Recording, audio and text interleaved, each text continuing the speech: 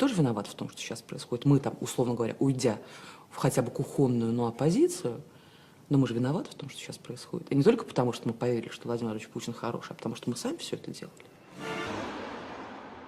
Since his first election as president of Russia in the year 2000, Vladimir Putin has become the most popular politician in the country. And he's also Russia's first celebrity president. Сейчас события, дорогие мои, можно встать и начать обалдировать, потому что данной композиции я еще не слышал, но это нечто. Я видела его вчера в новостях. Он говорил о том, что мир на распутье, с таким, как он, легко и дома, и в гостях. И я хочу теперь такого, как Путин. Такого, как Путин. Это он мужчина, к которому нужно стремиться каждому мужчине, каждому существу мужского пола, скажем так. The story of how this obscure former lieutenant colonel of the KGB became president goes to the heart of what democracy means in Russia. The lessons Vladimir Putin learned on his way to the top are the ones he puts into practice today.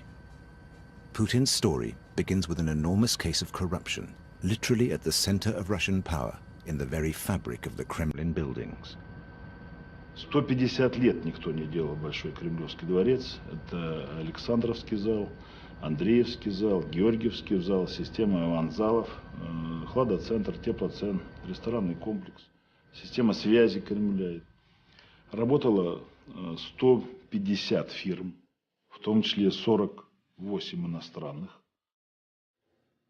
У нас был свой авиаотряд, у нас был свой таможенный терминал, свой отряд был 32, смотрел 76.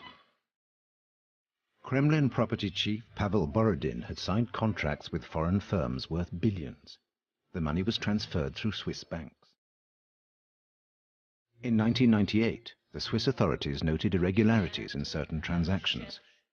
The Swiss federal prosecutor, Carla Del Ponte, suggested to her Russian counterpart that he open a judicial inquiry. Il était fermement convaincu qu'il aurait pu faire cette enquête et que c'était indispensable de faire cette enquête. Я и получил эту информацию в том пакете, который я его положил на стол, и так еще даже подумал, думаю, стоит ли вскрывать или нет, как вот сердце чувствовало, что, значит, все это плохо кончится для меня лично. Despite these fears, prosecutor Skuratov did open an inquiry. He soon suspected a huge money laundering operation hidden behind the Kremlin's golden doors. Pavel Borodin and his team had profited from their close links with the presidency to inflate the cost of the work. This allowed them to sign contracts for several times the real price and to pocket the difference.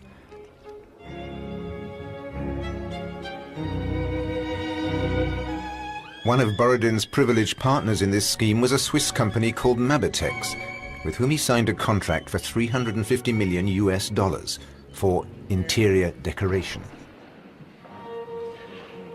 Могу вам сказать, что я потом в Лугано видел объявление, что дверь, Mabitex, что дверь, которая у нас стоит 1500 франков, в Кремле стоит $12 000. Дверь, одна дверь. The scandal threatened to engulf even the president of Russia, Boris Yeltsin. By the end of the 1990s, Yeltsin was gravely ill and barely able to govern. So ill that on the eve of a summit meeting with President Clinton, the CIA didn't even know if he was alive.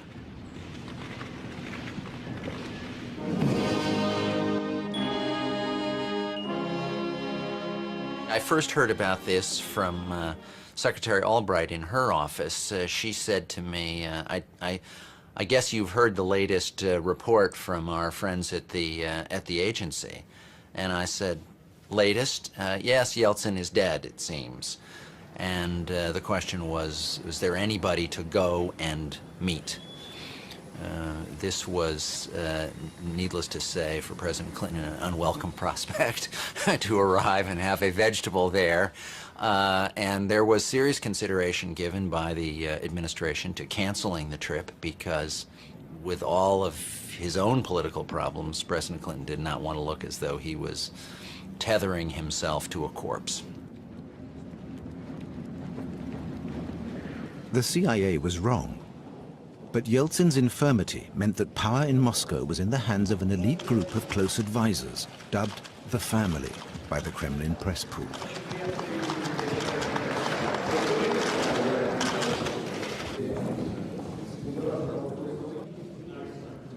Все зависело от того, кто в какой момент просветлений физиологических или там, психологических или психических дойдет до уха Бориса Николаевича Ельцина. Поэтому власть и была семьей. Близкими для президента были ровно те люди, кто оказывался физиологически близким. Тот, кто мог стоять рядом с уткой, извиняюсь, медицинской. Друзья семьи, те люди, которые кормили их в финансовом смысле, становились, естественно, самыми приближенными, самыми влиятельными олигархами в стране. The family, a sort of unofficial Politburo assembled around Yeltsin, included his daughter Tatiana, her future husband Yumashev, the businessman Boris Berezovsky, and Roman Abramovich. When the family took notice of Vladimir Putin, Russia was changed forever. In the autumn of 1998, a tight circle of Kremlin insiders, the family, was searching for a new prime minister for Yeltsin to appoint. They knew it was more than just finding a new head of government. They were looking for Yeltsin's successor. The Russian constitution makes the prime minister next in line after the president. And even if Yeltsin served out his term, there were less than 2 years to the next presidential elections. The prime minister's post was the perfect launchpad. Человек садится в это кресло, неважно какой он, неважно каких взглядов он придерживается. Электорат, население вот так оценивает его шансы, да, быть правителем. Да? И в данном случае кресло премьера нам удалось совершенно точно вычислить, сколько оно стоит, да, в смысле электоральном. Оно стоит от 20 до 40%. All the candidates proposed by the family were rejected by parliament. Yeltsin finally had to accept Yevgeny Primakov as prime minister. This former foreign minister and ex-chief of the intelligence services was close to the communist majority in parliament. Его скорее рассматривали как человека, который всех устраивает. Как человека, которого знал Ельцин, как человек, который исповедует левые советские взгляды и потому приемлем для левой, тогда левой Государственной Думы, для человека, который внушает такое доверие международному сообществу, друга Мадлен Олбрайт и Саддама Хусейна одновременно. Он так с гордостью про себя говорил. The new prime minister tried to rein in the family and demanded a government report on the true state of corruption and economic crime in the country. Within weeks, the report was on his desk.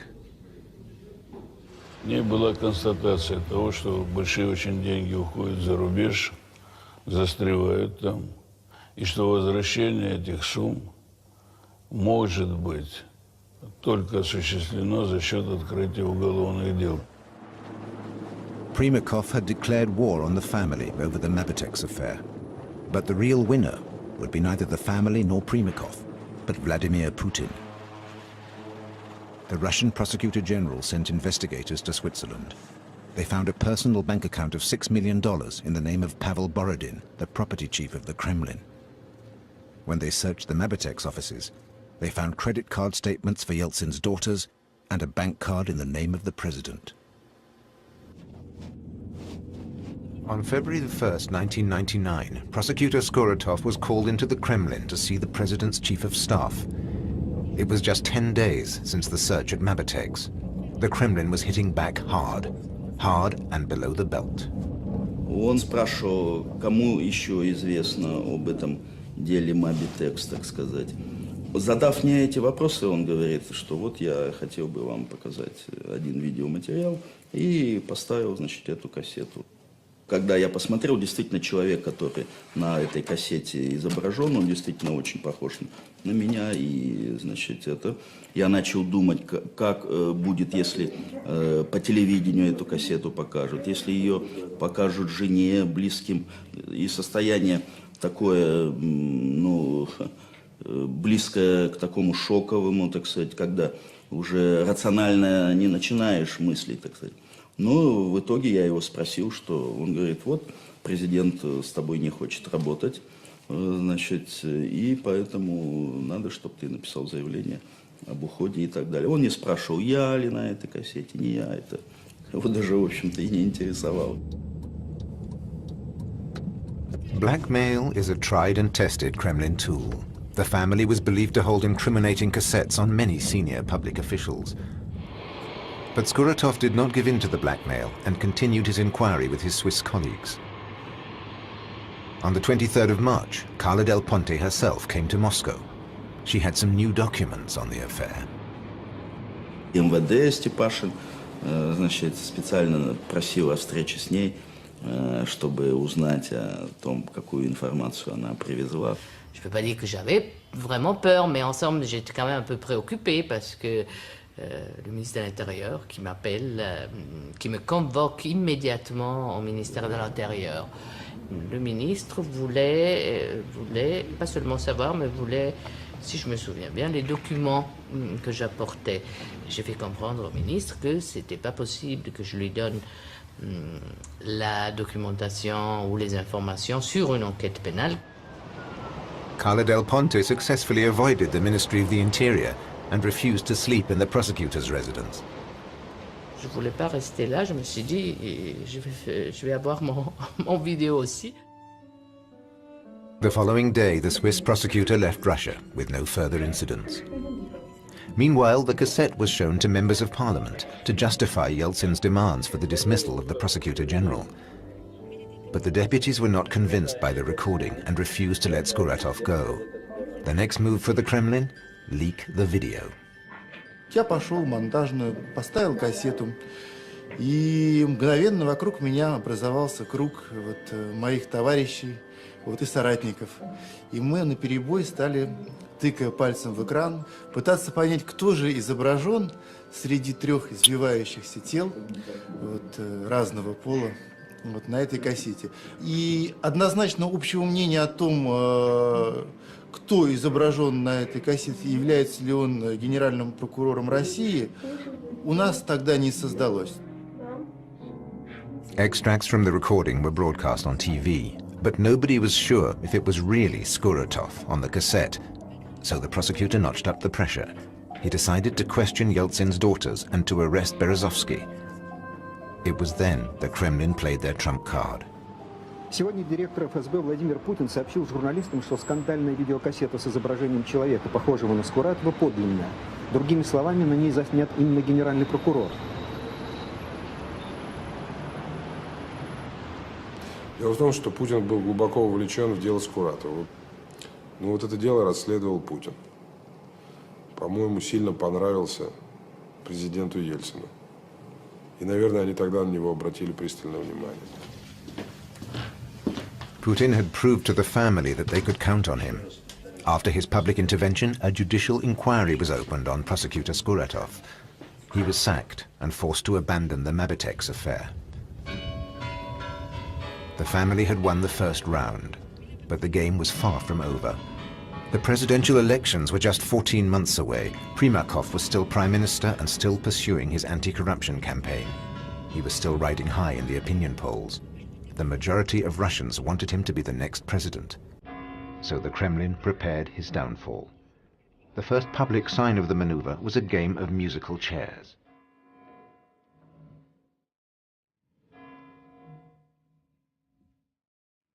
На заседании оргкомитета необходимо определить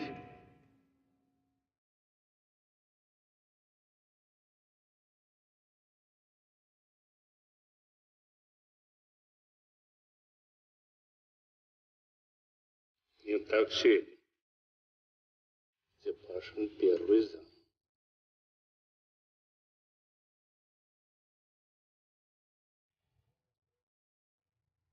исправить. Сергей Владимирович, пересядьте.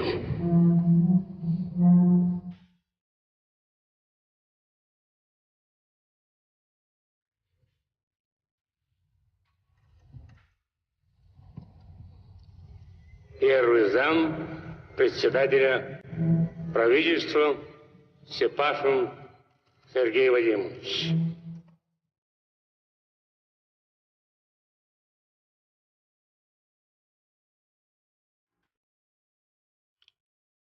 Больше вроде ошибок нет. Ну вот не так сидим, он сказал, может быть, я подумал, может быть, он упрекает Степашина за скромность, который сел не подобающее ему место рядом с президентом или там со мной рядом, а где-то поодаль. Во всяком случае, я не думал, что это серьезный знак того, что я через некоторое время уже уйду. Primakov was sacked. Stepashin took his place. But Primakov did not disappear from the political scene. With the all-powerful mayor of Moscow, Yuri Lushkov, he created a new party, the Fatherland. Нам обещали, покончим с преступностью. Я верю только делам. Отечество, вся Россия. Primakov publicly denounced the corruption of Yeltsin's entourage and asked to see the Kremlin's accounts. The new party flew up the opinion polls. In the Kremlin, the family was in panic. They had to find a successor to Yeltsin, but they were short of candidates. Reformers or apparatchiks, no one seemed sufficiently docile and loyal. It was then the family remembered Vladimir Putin. He'd proved with the Mabitex affair that he could be relied on. В июне 1999 года я совершенно случайно одним и тем же рейсом из Штатов летела с Татьяной Борисовной Дьяченко на Нью-Машевой, то есть дочерью Бориса Николаевича. Ну, лететь долго. Ну, естественно, мы были знакомы. И Татьяна начала меня спрашивать, вот, как этот, вот вам, Ксения, а как этот? Ну, так просто, такой разговор на политические темы. Как вам Путин? Я говорю, Путин. Какой Путин? А он уже к этому времени был председателем ФСБ, если я правильно помню. Я говорю, да ладно, ну что вы, Таня, какой вообще Путин? Вот, то есть тогда уже, конечно, это был серьезный проект. Why Putin? After the collapse of the Soviet Union, this former KGB colonel started a new career as an apparatchik in the shadow of the powerful mayor of St. Petersburg, Anatoly Sobchak. Sobchak took him on as deputy, then in 1996 put him in charge of his re-election campaign for mayor. This was Putin's sole electoral experience. He failed. Sobchak lost the election, Putin lost his job. He could have gone into business, but he chose a different route. He went to Moscow and was hired by none other than Kremlin property boss Pavel Borodin. Путин сам приехал. Вот, он весьма толковый, порядочный человек, исключительно деловой. Вот, и я его пригласил работать. Putin became Borodin's deputy. In less than 2 years, he was made head of the FSB, successor to the KGB. But how could the head of the Secret Service become heir to Yeltsin? The family chose him for his loyalty, but also because, like Primakov, to the electorate he represented law and order. And if Putin managed to win over the family, it was because he has another talent, a talent which is essential for anyone who wants to survive and thrive in Kremlin intrigues. He knows how to please. Elena Tregubova, one of the most influential Kremlin journalists, had personal experience of Putin's talents. One day she received a lunch invitation from the head of the FSB, who had decided on a charm offensive. То есть ГБшник для нас это было серое, убогое, тупое существо, которое, ну, человеком точно нельзя назвать. Это что-то такое из низшего ранга и вообще это совершенно неприкасаемое в плохом смысле. Да? Вот. Здесь для меня было открытием, что человек не идиот, что человек не одноклеточный, что человек довольно точно коммуницирует, очень хорошо подстраивается под собеседника. заставляющий тебя думать, почувствовать иллюзию на какую-то секунду, на там, несколько минут, что он человек одного с тобой круга общения, интересов, образования. Но вот ты в личном общении не понимаешь, что происходит. Мимикой, подражательной какой-то, жестами, расположением туловища, тела. Ну, все эти техники, на самом деле, давно известны. Эти шпионские техники вербовщика, да? The ex-spy used his talents to seduce anyone who was of any importance. By the time he had everyone who mattered on his side, he was the preferred candidate of Yeltsin's daughter and her husband. It was Boris Berezovsky, sometimes known as the godfather of the Kremlin, who in June 1999 was given the task of making a secret offer to Putin. Путин в то время отдыхал во Франции, на юге Франции, в Биарриц. Я взял самолет и полетел к нему навстречу. И в течение дня там мы с ним, он там отдыхал с семьей, с двумя дочерьми, очень скромно, должен заметить, без всяких излишеств, очень скромной гостинице. И мы там с ним день проговорили на эту тему. И в конечном счете Путин сказал, что он согласен. Later, Putin described the scene to his favorite journalist. Путин сумел покорить их. И он всегда говорил, и мне говорил, что Сергей, вы же знаете, как я упирался. Вы же знаете, как я не хотел. Меня же заставили. Его уговаривали. И уговаривали, что вообще ничего не надо будет делать. Володь, ты вот, так сказать, ходишь на работу? Ходишь. Ну, и ходи. И только будешь входить в другой кабинет. Все распишем, все сделаем, все подготовим, все решения обоснуем. Все сделаем, старичок. Все будет нормально.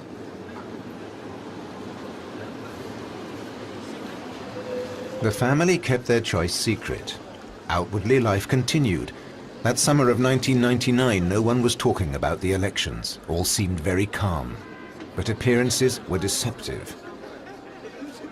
In Switzerland, the Mabitex investigation resumed. In New York, a new inquiry was opened threatening those closest to Yeltsin. It concerned money laundering of IMF funds on a massive scale. The US Treasury were investigating. The family had to act fast. They decided to launch Putin.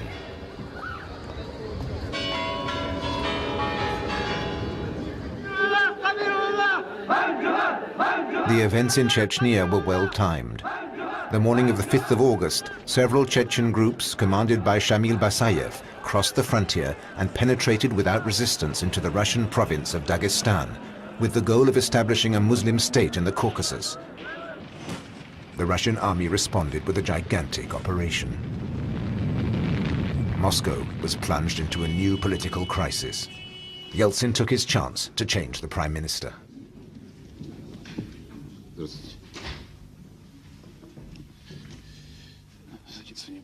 Чтобы не засидеться, да, Николай Емельянович?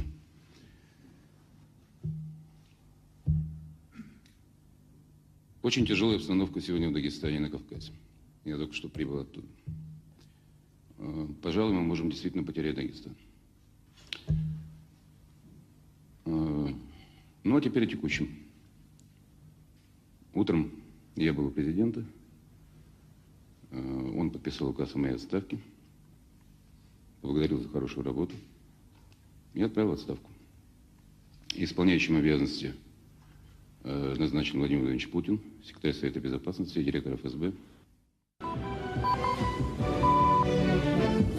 August the 9th, 1999. The world learned that an unknown functionary named Vladimir Putin had become prime minister, a heartbeat away from president. When we heard the news, we thought Russian politics had now become ultimately and incorrigibly unpredictable, that such a person as Putin, somebody who was, you know, a sort of low-level bureaucrat in the estimate of most people who dealt with him, could be, you know, positioned to become president if anything happened to Yeltsin, seemed absurd. Putin was completely unknown to the wider public, and there were only 10 months left before the presidential elections. So he had to court public opinion, starting with those he understood best, the military. He visited the units fighting in Dagestan under the command of General Shamanov, one of Russia's best military leaders. Для людей военных, конечно, прибытие Путина С одной стороны, это символ, да, что глава правительства с нами. Безусловно, это некий душевный подъем. Но для военачальников и для командиров самое главное заключалось в простом. Он подписал боевые документы. Что не делалось с горбачевских времен. То есть все на словах давали устные приказы, и потом бессовестным образом от них отказывались. Спасибо, товарищ министр. С первого приезда, да, для меня Путин стал государственным человеком, с которым я, пока будет позволять мне мое здоровье и жизнь, да, готов прошагать. But the pictures of the new Prime Minister with the military were not enough to make him popular. 10 months before the presidential elections, Putin stood at 3% in the polls. Primakov was close to 20%. How could the situation be reversed? Дустом его, дустом, подлеца, дустом. Давайте. There was only one way: television. Berezovsky brought back Sergei Dorenko, a top TV journalist from Channel 1. Dorenko had been taken off the airwaves some months earlier by Primakov, who didn't appreciate his frankness. Березовский пригласил меня поработать, и он сказал, что вот видишь, какая ситуация, вот 100 тысяч мест на нарах, вот так надо идти, надо что-то делать. Я сказал: Борь, ну, во-первых, Примаков меня и так повесит. Доrenko сказал: послушай, я вообще понимаю, что Примаков победит, но мне не хочется что-то при нем в этой стране жить. И поэтому я понимаю, что повесить сначала тебя, за тобой повесить меня, но хоть показакуем напоследок. Это вот прямая речь.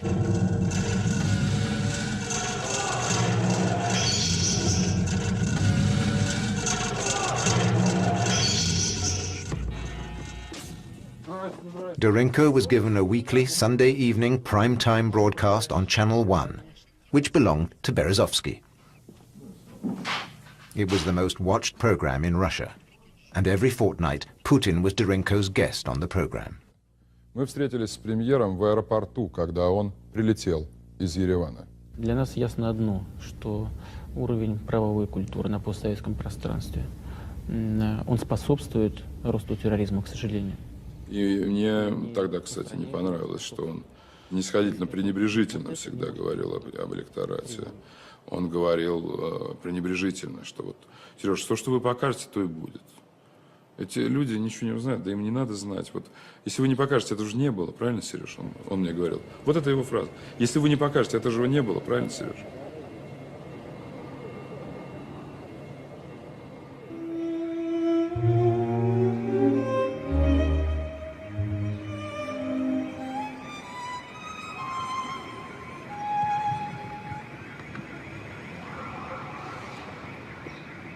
С момента, как я узнал об этом взрыве, я смотрел до тех пор, пока, в общем, не наступило утро, потому что, мне кажется, вот телевидение давало, для нас такую чудовищную сопричастность к чужому горю, ты просто, вот, мне кажется, заболеваешь, и потом после этого надо лечиться. 300 people were killed in the explosions. Russia had never known attacks on this scale. Even today, no one knows who was responsible. At the time, the authorities immediately accused Chechen terrorists of the attack, provoking a wave of xenophobia. But there's another popular theory implicating the FSB, Putin's former ministry. Мы до сих пор не знаем всей, правды об этой ситуации. Но то, что некоторые, допустим, их представители могли быть в курсе вот планируемых чеченцами этих, и использовать это обстоятельство. Но то, что оно было использовано в политических целях, это понятно. It was a turning point. 3 days after the first explosion, Putin met President Clinton and presented him with a detailed battle plan. He sat down with President Clinton and drew a map of Chechnya and told him, you know, what Russian operations were going to be like. And we couldn't make much sense of it. But it was clear from what he communicated there that he was seeing this issue as his most important one in his portfolio. When he spoke to the press, Putin reverted to old-style Soviet-era KGB language. Трудно назвать этих людей людьми. Их даже зверями назвать нельзя. Если это звери, то бешеные. И что могут сделать простые люди? Хотя бы проявить бдительность повышенную. Это сделать нужно всем обязательно. After he returned to Russia, Putin no longer spoke of terrorist groups, but began to blame the Chechen nation. Сегодня Чечня, оставаясь частью российской территории, является собой своего рода международную аномалию, якобы законно существующий огромный террористический лагерь. Putin justified his order to the army to bomb Chechnya in an unorthodox manner. Мы будем преследовать террористов везде, в аэропорту, значит, вы уж меня извините, в туалете поймаем, и в сортире их замочим, в конце концов. Все, вопрос закрыт окончательно. Сказал, придумал, молодец. Потом очень проверял на мне. Вот такое, может быть, отчасти даже такое кокетство. А вот я думал, может, не надо, может, не стоит, может, я слишком резко. Я говорю, да нет, это как раз очень удачно, потому что это качественно и понятно. Это всем понятно. А главное, это эмоция. А нельзя все время вести себя, как размороженная треска. On the 1st of October 1999, the Russian army invaded Chechnya. Public opinion supported the new war. Vladimir Putin rose to 15% in the opinion polls. But it wasn't enough. So, away from the cameras, the Kremlin created a committee of support for the Prime Minister. It was basically a campaign staff for Putin. He was given the full support of the state machine, money, and the best spin doctors, like Ksenia Ponomaryova, the ex-chief of Channel 1. И хотя мы все такие замечательные демократы, и все, конечно, понимаем, и за то, что типа общество гражданское, а выборы честные, и демократия совершенно должна быть неуправляемой, но мы же прошли через эти выборы и понимали цену административного ресурса в России. The first stage was the parliamentary elections in December. If Primakov's party won a majority, no one would have been able to fight him in the presidential elections. As for Putin, he didn't even have a party to support him. The family met in secret. Я очень хорошо помню совещание, которое было у Волошина на даче, где сидел Волошин, Путин, Таня, дочь Ельцина, Валентин. И я говорил о необходимости создания политической силы, вокруг которой можно концентрировать весь потенциал административного ресурса, ну и прочее, прочее. И они все считают, что это бред. Berezovsky managed to convince them, and 2 months before the election he created a new party with as leaders a sportsman, a minister, and a magistrate. The party had neither an ideology nor a political program. Кампания этой партии строилась на одной единственной вещи. Что это партия, которая поддерживает популярный кандидат в президенты Путин ВВ. Все. На тот момент у них не было больше ничего. At the same time, Sergei Dorenko was waging a no-holds-barred TV war against Primakov. Sordid details came out about the ex-prime minister's state of health, and his ally, the mayor of Moscow, was accused of corruption. Humiliated by these attacks, Primakov proposed a ceasefire. He offered to support the government if Putin put an end to the media offensive. Dorenko immediately responded on air. Путину предлагалась сделка. Ведь у нас грязная кампания, потому что в ней участвуют грязные политики. К тому же поддержка со стороны людей с репутацией уголовников вряд ли нужна Путину. Такая поддержка скорее компрометирует. Объятия лидеров УВР – это объятия, от которых чрезвычайно трудно отмыться. Мне даже во время предвыборной кампании уже приезжал заместитель Лужкова. Просил только об одном, чтобы последние 4 передачи Доренко, не дай бог, не вышли. И предложил совершенно невероятные деньги. Когда потом Доренко рассказал, я говорю, Сереж, слышишь, вот такая история была, я просто тебе не рассказал. Он говорит, что ж ты мне не рассказал? Ну, за такие-то деньги, конечно. The elections were now just weeks away. In Chechnya, the Russian army had arrived at the gates of the capital, Grozny. The army had met their objectives. The military proposed a pause in the fighting. Мы, военные, настаивали в начале последующих действий с установлением весенней погоды в следующем году. Потому что здесь как бы наступало два очень таких существенных момента. Первый, самый главный, увольнялись военнослужащие по призыву.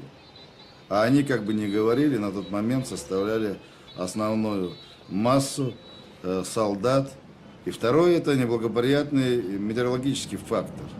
В это время большое обилие туманов, идет дождь со снегом. Сейчас непонятно, что будет с Грозным. Что, мы берем их измором, стоим там всю зиму, пока не высохнут все и не опадут? Или в чем тактика, что делать с Грозным? Знаете, что касается тактики, то это дело военных. И я бы не хотел вдаваться в детали. Хотя есть различные варианты развития ситуации. Какой у него политический The conflict in Chechnya was an integral part of the election campaign. The opinion of the generals no longer counted. С нами советовались в рамках штаба объединенной группировки. Все остальные решения также принимались политически. И вообще такие решения только на политическом уровне принимались. The political decision was very simple. The war must go on. А на чем было уговаривать? Вот избиратели, вот на чем единство можно уговаривать? Экономика – 0. Все, что не коснется, социалка – 0. Тяжелейшая ситуация, чтобы вспомнить. Ну, на чем-то надо было. Вот за что, допустим, избиратель должен был полюбить единство? Вот за какие заслуги? On December the 19th, the voters chose Putin's party. With 23% of the vote, this party, formed without any political program 2 months before the election, buried Primakov's party, which only managed 13%. Противник сломлен. И я уже тогда говорил, кто победит на парламентских выборах, тот победит, безусловно, президентских, потому что будет просто чистое политическое поле, что под асфальт, да, под асфальт победит. His mission accomplished, Berezovsky decided to take a vacation. The last hurdle, the presidential elections, were still 6 months away. It was December 31st, the beginning of the holidays in Russia. The whole country was preparing to celebrate the new year. Мы 30-го там в штабе, который еще не штаб, естественно, а так группа. Вот, ну, попрощались все, там отпросились типа там до 3-го. Я тут на кухне салат режу. Типа гости придут, Новый год встречать. А поскольку я ньюс-джанки, у меня, естественно, телевизор работает. 12 часов вдруг появляется Борис Николаевич. Думаю, что это такое? Только что-то повторяет. И опа! Съемка протокольная, коротенькая, то есть надо было отсняться, отправить материал на каналы. И после этого вроде так вроде ничего и не предвиделось. Думали, ну, где-нибудь там до часов 2-3 и по домам уже. Все как настроены так были.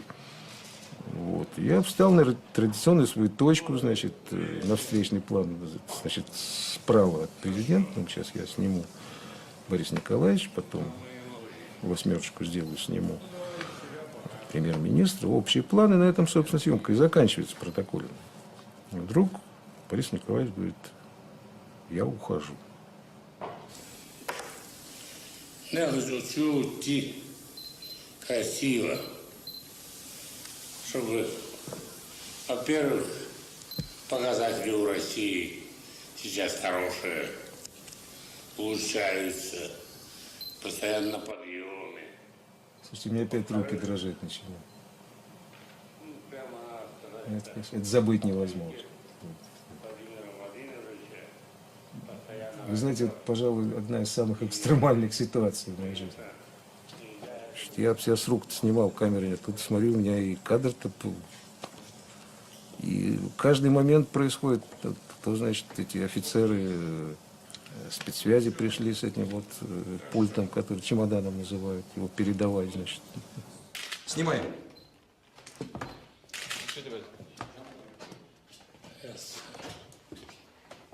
Ваш кабинет.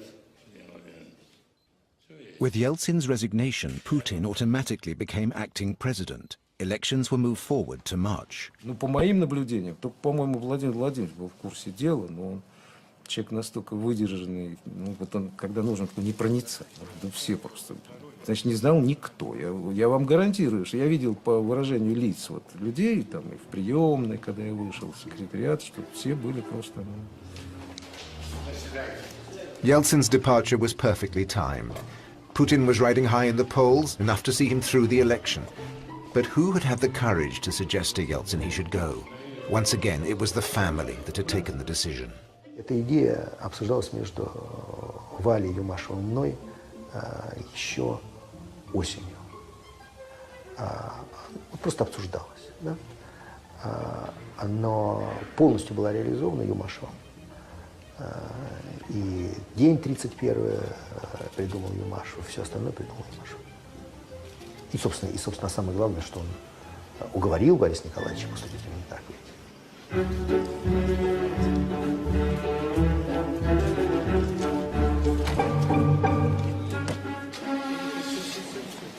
Yeltsin seemed to have resigned with grace. Putin promised not to make changes in the Kremlin hierarchy and to carry on with Yeltsin's reforms. The first decree signed by the new president guaranteed the judicial immunity of Boris Yeltsin and his family.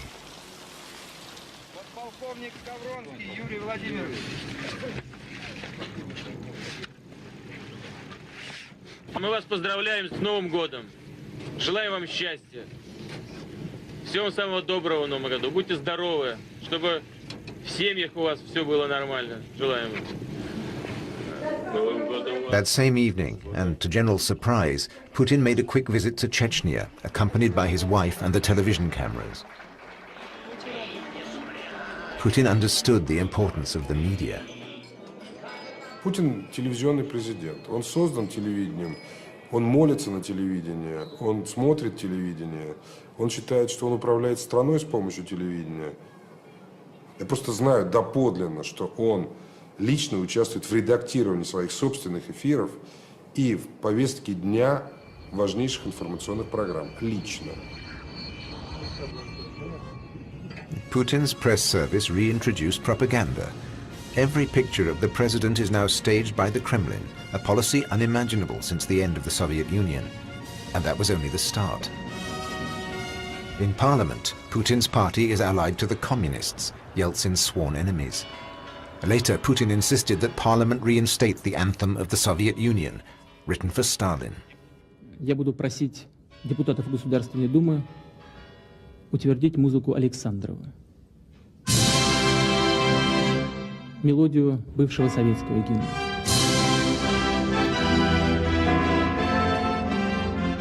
On 26th of March 2000, Vladimir Putin was elected president of the Russian Federation with 52% of the vote.